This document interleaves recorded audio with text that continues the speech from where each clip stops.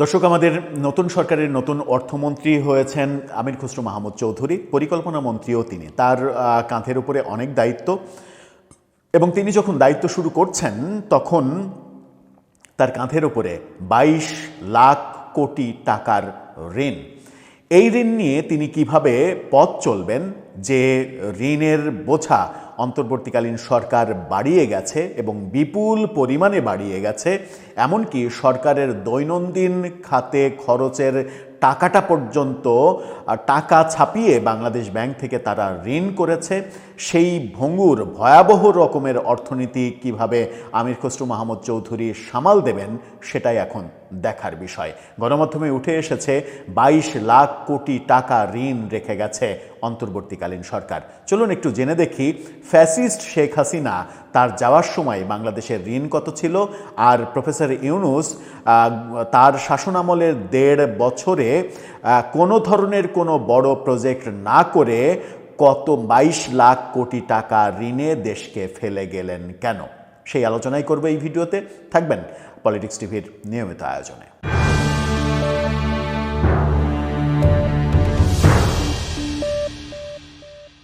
দর্শক, বলছিলাম নতুন অর্থমন্ত্রীকে একটা বড় চ্যালেঞ্জ মোকাবেলা করতে হবে, 22 লাখ কোটি টাকার ঋণের চ্যালেঞ্জ। এই তথ্যটা গণমাধ্যমে উঠে এসেছে। যুগান্তরের শিরোনামটা দেখে নিন। সেখানে বলা হচ্ছে, উত্তরাধিকার চ্যালেঞ্জে নতুন অর্থমন্ত্রী, 22 লাখ কোটি টাকা ঋণের দায় নিয়ে নতুন অধ্যায়।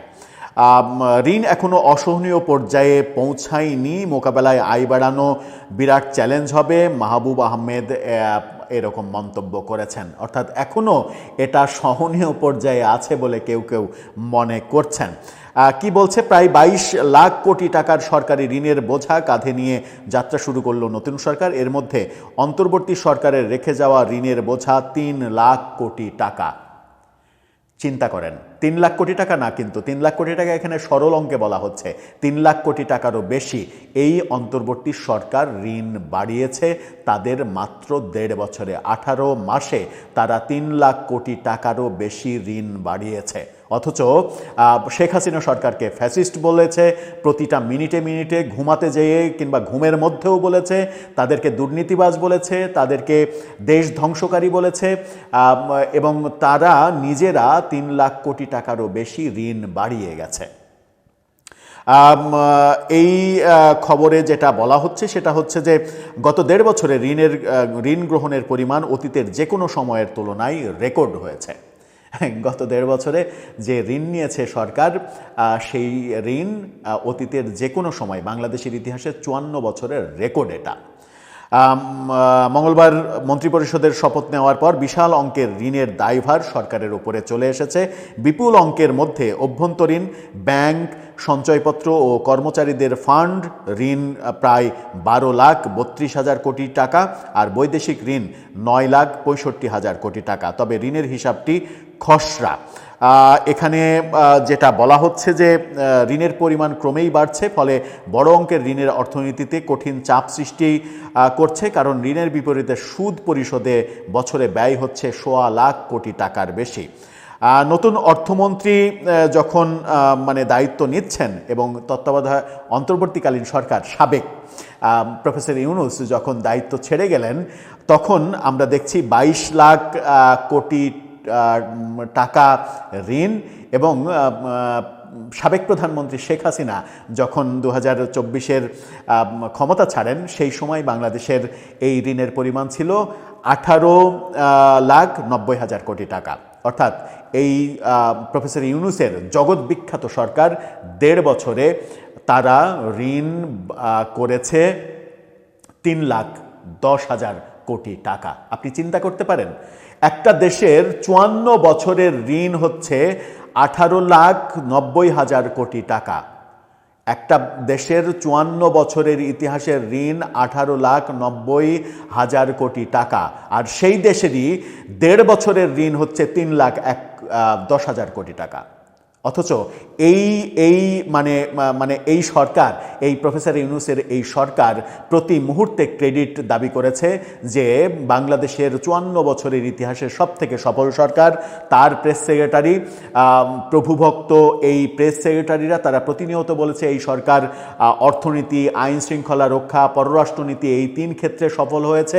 অথচ এই ৩ ক্ষেত্রেই দেশকে অতল মহাসাগরে ডুবিয়ে গেছে এই সরকার। এই যে প্রতিনিয়ত এই যে দাবি করা যে আমরা সফল হয়েছি, আমরা প্রফেসর ইউনূস নির্লজ্জের মতো বলেন যে আমরা বর্বর থেকে সভ্যতায় এলাম। 2025-এর 17 অক্টোবর তিনি সংসদ ভবনে দক্ষিণ প্লাজায় বলেছিলেন আমরা বর্বর থেকে বর্বর জাতিতে ছিলাম, অর্থাৎ 54 বছর আমরা বর্বর ছিলাম। প্রফেসর ইউনূস এই জাতিকে সভ্য করেছেন। এত বড় ঔদ্ধত্য প্রকাশও করেছে এই সরকার যে আমরা নাকি 54 বছর বর্বর ছিলাম। তখন কিন্তু বিএনপি সহ কোনো দলকে আমরা প্রতিবাদ করতে দেখিনি, কারণ আমরা বর্বর থেকে সভ্যতায় এলাম এই কথার মানে 54 বছর আমরা বর্বর ছিলাম। এই 54 বছর যে 54 বছরের ভাগিদার বিএনপি জাতীয় পার্টি সহ অনেকেই। এই 54 বছরের ভাগিদার সাবেক প্রেসিডেন্ট জিয়াউর রহমান, সাবেক প্রেসিডেন্ট এরশাদ সহ অনেকেই। 1971 সাল থেকে 2025-এর 16 অক্টোবর পর্যন্ত যদি আমরা বর্বর থাকি, কিংবা 24-এর 5 আগস্ট পর্যন্ত যদি আমরা বর্বর থাকি, প্রফেসর ইউনূস যেদিন শপথ নিল তারপর থেকে যদি ক্রমেই সভ্যতায় আসার চেষ্টা এবং 2025-এর 17 অক্টোবর যদি আমরা সভ্যতায় পদার্পণ করি, তাহলে এটা বিএনপির জন্য অনেক বড় অপমানজনক একটা কথা ছিল। কিন্তু বিএনপি সেদিন এর কোনো প্রতিবাদ করেনি। তারা ভেবেছে এটা এই বদনামটা আওয়ামী লীগের করে যাচ্ছে। আদতে বদনামটা আওয়ামী লীগের করে যায়নি। এই সরকারের উপদেষ্টাই তো রিজওয়ানা হাসান, তিনি বলেছেন 54 বছরে রাজনীতিবিদরা যদি কিছু করতে পারত তাহলে তো আমাদের আসতে হতো না। হ্যাঁ, 54 বছরের রাজনীতিবিদরা কিছুই করেনি। এই দেশটা শ্মশান মরুভূমি ছিল। গত 1.5 বছরে আপনারা অনেক কিছু করেছেন এবং এই মরুভূমিতে আপনারা সব থেকে ভালো যে মানে বৃক্ষটা উৎপাদন করেছেন সেই বৃক্ষের নাম হচ্ছে মবতন্ত্র। 54 বছরে রাজনীতিবিদরা কিছু করেনি এই কথা বলে রাজনীতিবিদদের যেভাবে তিনি অপমান করেছেন, এই অপমানের জবাব কিন্তু রাজনীতিবিদরা দেননি। অথচ ফাইনালি আমরা দেখছি গণমাধ্যমে প্রকাশ হচ্ছে 54 বছর পরে বাংলাদেশের যে ঋণ ছিল 18,90,000 কোটি টাকা, সেই ঋণ প্রফেসর ইউনূসের এই জগৎবিখ্যাত সরকার মাত্র 1.5 বছরে বাড়িয়েছে 3,10,000 কোটি টাকা। এই যে বাড়ালো, আমি যদি মানে 3,10,000 যদি আমি প্রতি বছরে তাহলে 2 লাখ সামথিং, 2 লাখই ধরলাম। প্রতি বছরে যদি 2 লাখ কোটি টাকা করে ঋণ হয়, তাহলে গত 54 বছরে ঋণের পরিমাণ হওয়ার কথা ছিল 108 লাখ কোটি টাকা। হয়েছে কি সেটা? তাহলে প্রফেসর ইউনূস কিভাবে নিজেকে সফল সরকার, জগৎবিখ্যাত সরকার, সব কিছু আমি ঠিকঠাক করে দিয়েছি, এখন এই দেশটা ঠিকঠাকভাবে চলবে, বর্বর থেকে সভ্যতায় প্রবেশ করেছি, বাংলাদেশের 4টা জন্মদিন উপহার দিয়েছি, ফলাফলটা কি? ফলাফলটা 1.5 বছরে 3,10,000 কোটি টাকা ঋণ। দর্শক, আপনি এটাকে কিভাবে দেখবেন? এই যে ঋণের বোঝা বাড়িয়ে দিয়ে গেল এই সরকার, নতুন সরকারের উপরে যে চাপ সৃষ্টি হবে, নতুন সরকার এই চাপ মোকাবেলা করতে যেরকম মানে কি বলবো, মানে ঝামেলা পোহাতে হবে তাদের, সেই ঝামেলার দায় কে নেবে? এর জন্য কি কাউকে কাঠগড়ায় তোলা হবে আদৌ? আপনার মতামত জানিয়ে লিখতে পারেন আমাদের কমেন্ট বক্সে।